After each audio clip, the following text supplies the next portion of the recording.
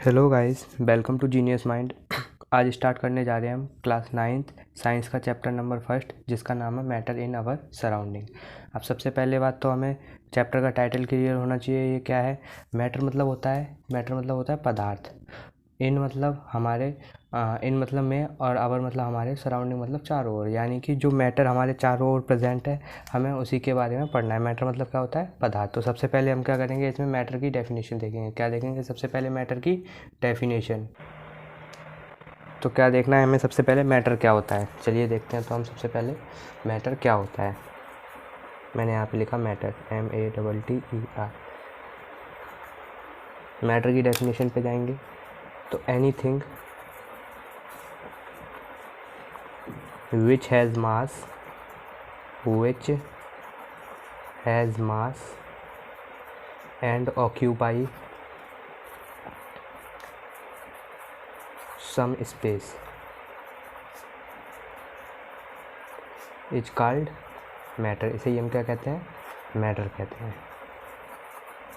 यानी कि कोई भी ऐसी वस्तु, एनीथिंग, कुछ भी हो सकता है जिसके पास कुछ क्या हो, मास हो, और वो कुछ एंड ऑक्यूपाई सम स्पेस, और कुछ स्थान को घेरती हो, तो वो हमारी क्या कहलाएगी?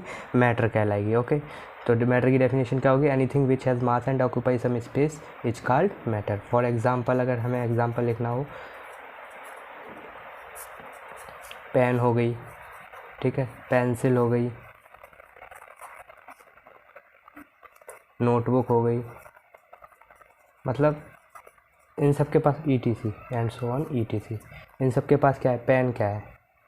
जब हम इसे ज़मीन पर रखते हैं तो ये कुछ स्थान, जब हम इसे ज़मीन पर रखें कुछ स्थान घेरिए, और उसका कुछ ना कुछ मास होगा, इसीलिए भी क्या है? हमारी मैटर है। ठीक है, मैटर के बहुत सारे एग्जांपल हो सकते हैं।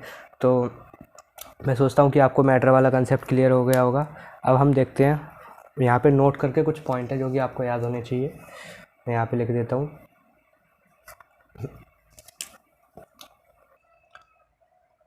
तो मैटर की क्लासिफिकेशन कुछ इस प्रकार से हुई थी। तो जो इंडियन फिलोसोफर थे, उन्होंने क्लासिफाई किया था मैटर को इन द फॉर्म ऑफ पंचतत्व। तो पहला पॉइंट आपको यही रखना है, याद रखना है कि जो इंडियन फिलोसोफर थे, Indian philosopher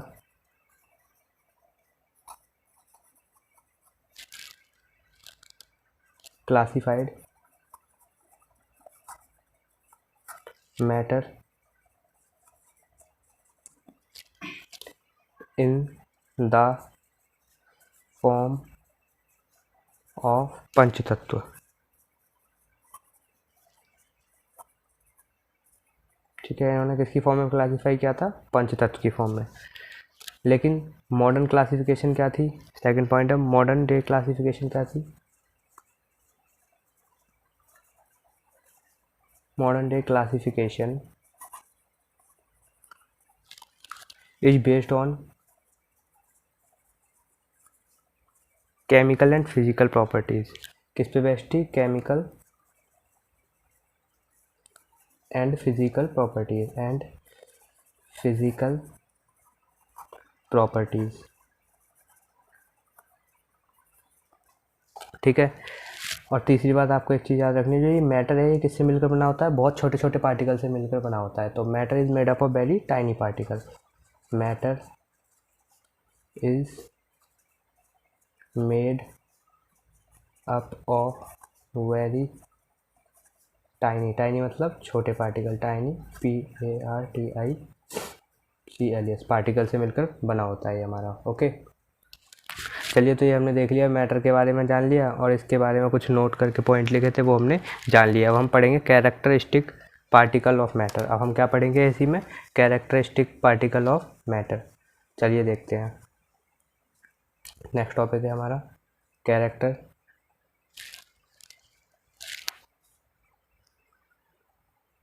of particles of matter.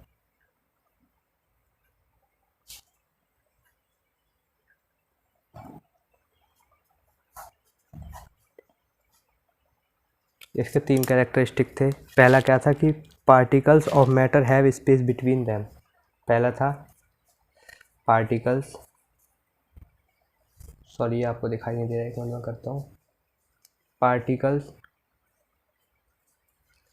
Of matter have space between them. और यहाँ पे हमारा सेकंड था particles of matters are continuously moving. Particles of matter are continuously moving. और यहीं पे हमारा थर्ड क्या है, थर्ड है particles of matter are attract each other. Particles of matter are attract each other. Okay, ये हमारे क्या थे, तीन कैरेक्टरिस्टिक्स थे, ठीक है, पार्टिकल्स ऑफ मैटर के। चलिए गाइस, तो इनके कैरेक्टरिस्टिक्स के बारे में हम जान लेते हैं थोड़ा थोड़ा।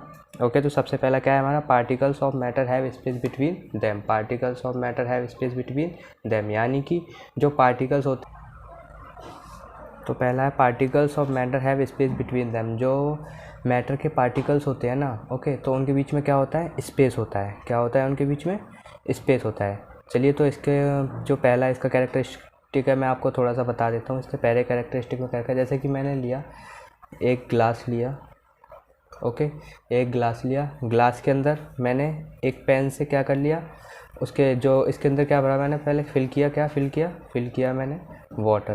क्या फिल किया, वाटर। और फिर मैंने और इसे पेन से क्या कर दिया, मार्क कर दिया, ठीक है। मार्क करने के बाद फिर मैंने इसके अंदर कुछ शुगर ऐड की। क्या ऐड की, शुगर, ओके, या साल्ट ऐड किया। तो जो शुगर और साल्ट था, जब ऐड किया और मैंने इसे मिक्स किया, ओके, इसे मिक्स किया, तो हमने क्या देखा कि जो इसका कंसंट्रेशन था वो जितना पहले ही था उतना ही अब भी है। यानी कि इसके जो कंसंट्रेशन और जो वॉल्यूम था, ना तो ये बढ़ा ना ये कम हुआ है। इससे हमें क्या प्रूव होता है कि जो पार्टिकल्स ऑफ मैटर है, जो मैटर के पार्टिकल होते हैं, उनके बीच में क्या होता है, स्पेस। यानी कि जो भी चीनी घुली, उसे किसने एब्जॉर्ब कर लिया, उसे किसके पानी के जो पार्टिकल्स हैं उनके बीच में वो सेट हो गई। ओके, चलिए, तो हम अपना सेकंड वाला देखते हैं, particles of matters are continuously moving. उसे देखने से पहले यहाँ पे एक पॉइंट लिख लेते हैं हम कि there is no change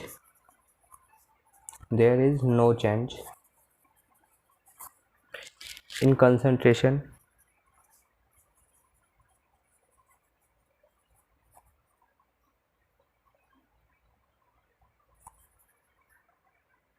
and volume of water level.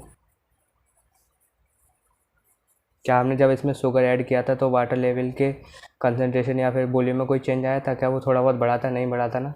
चलिए, तो अब हम अगला देखते हैं। तो सेकंड है हमारा particles of matter are continuously moving. तो यहाँ पे जो वो पार्टिकल्स होते हैं वो क्या करते रहते हैं, कंटिन्यूस मूव करते रहते हैं। यदि वो कंटिन्यूस मूव करेंगे तो उनके अंदर क्या आ जाएगी, काइनेटिक एनर्जी। क्या होगी, प्रोड्यूस काइनेटिक एनर्जी। ओके, देखिए, जैसे कि मैं यहाँ पे एक लाइन लिख रहा हूँ, आपको याद रखनी है, particles of matter are continuously moving. क्यों करते हैं वो कंटिन्यू मूविंग, बिकॉज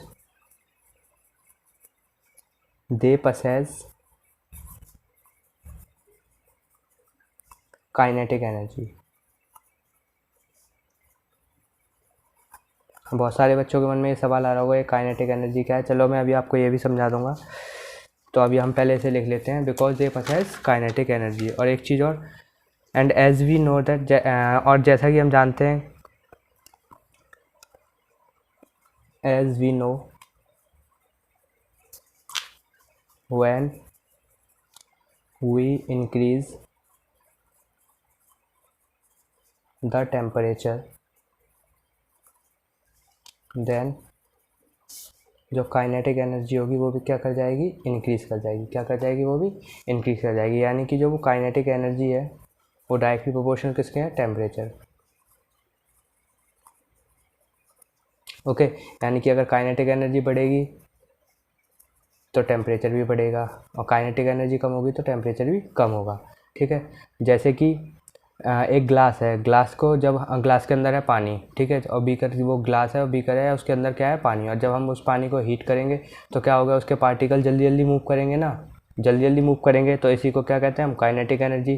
तो मूव कब जल्दी जल्दी उन्होंने करना स्टार्ट किया, कि जब उनके अंदर, जब उन्हें हीट मिली, जब उन्हें हीट कब मिली, जब हमने टेम्परेचर बढ़ाया होगा। तो जब हमने टेम्परेचर बढ़ाया तो जो पानी के पार्टिकल्स हैं उनके अंदर क्या हुई, काइनेटिक एनर्जी बढ़ी। काइनेटिक एनर्जी कब बढ़ी, जब टेम्परेचर बढ़ाया, ठीक है। तो आई होप, मैं सोचता हूँ आपको समझ में आ गया, लेकिन अभी हम यहाँ पे एक टर्म देखेंगे, काइनेटिक एनर्जी क्या होता है। मैं इसके बारे में आपको लिख के दिखा देता हूँ, आता भी है क्वेश्चन में पेपर में पूछने के लिए। Kinetic energy,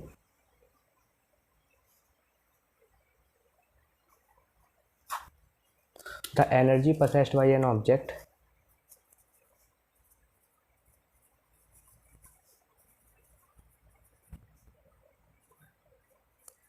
by an object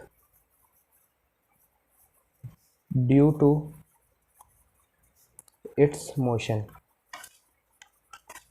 is called, इसे हम क्या कहते हैं, काइनेटिक एनर्जी। काइनेटिक एनर्जी यानी कि किसी भी ऑब्जेक्ट के अंदर जो एनर्जी प्रोड्यूस होती है, किसके कारण, उसके मोशन के कारण, तो उसे हम क्या कहते हैं, उसकी काइनेटिक एनर्जी। जैसे कि हमने ग्लास का एग्जांपल लिया था, तो ग्लास की जब हमने टेम्परेचर बढ़ाया था तो उसके अंदर जो एनर्जी बढ़ी थी, एनर्जी बढ़ी, तो उसके पार्टिकल भी क्या करने लग गए, और जल्दी जल्दी मूव करने लग गए, ठीक है, जल्दी जल्दी मूव करने लग गए। और ऐसा कब हुआ था, जब हमने टेम्परेचर बढ़ाया था। तो काइनेटिक एनर्जी क्या होती है, the energy possessed by an object, एक energy possessed by an object due to its motion, जो कि उसके मोशन के कारण पसेस हुई है, मोशन के कारण उसे मिली हो, उसे हम क्या कहते हैं, उसकी काइनेटिक एनर्जी कहते हैं। चलिए अब हम इसका थर्ड वाला पार्ट डिस्कस करते हैं। तीसरा कैरेक्टरिस्टिक है इसका कि particles of matter are attract to each other, जो मैटर के पार्टिकल होते हैं वो एक दूसरे को अट्रैक्ट करते हैं। अट्रैक्ट कैसे करेंगे, अट्रैक्ट मतलब एक दूसरे को क्या करते हैं, अपनी ओर आकर्षित करते हैं ना, तो उनके बीच में क्या होगी, कुछ ना कुछ फोर्स होगी ना। तो यही यहाँ पे हम लिखेंगे, particles of matter have force between the between, यहाँ लिख लो आप, बिटवीन देम, और this force keeps the particles together। ये हमारा थर्ड कैरेक्टरिस्टिक था, क्या था, कि particles of matter have space between them, उनके बीच में क्या होता है, particles of matter are attract each other, एक दूसरे को अट्रैक्ट कैसे कर पाएंगे, जब उनके बीच में कुछ ना कुछ फोर्स होगी तो वो आपस में एक दूसरे से क्या रहेंगे, बंधे बंधे रहेंगे। ये फोर्स क्या करती है, पार्टिकल को एक साथ रखती है। यही था हमारा थर्ड कैरेक्टरिस्टिक। चलिए तो यहाँ पे एक टर्म आता है डिफ्यूज़न, उसे मैं आपको बता देता हूँ डिफ्यूज़न की डेफिनेशन। जैसे कि काइनेटिक एनर्जी आता है, ऐसे इसमें आएगा डिफ्यूज़न। आपको इधर आ रहा है डिफ्यूज़न, इसकी डेफिनेशन कई बार पूछ ली जाती है। डिफ्यूज़न क्या होता है, इंटरमिक्सिंग ऑफ द पार्टिकल्स। ये क्या होता है, इंटरमिक्सिंग। तो यहाँ पे लिख देता हूँ, the intermixing of particles of two different kind of matter, of two different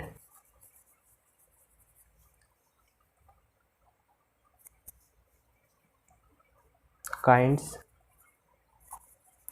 of matter on their own is called diffusion।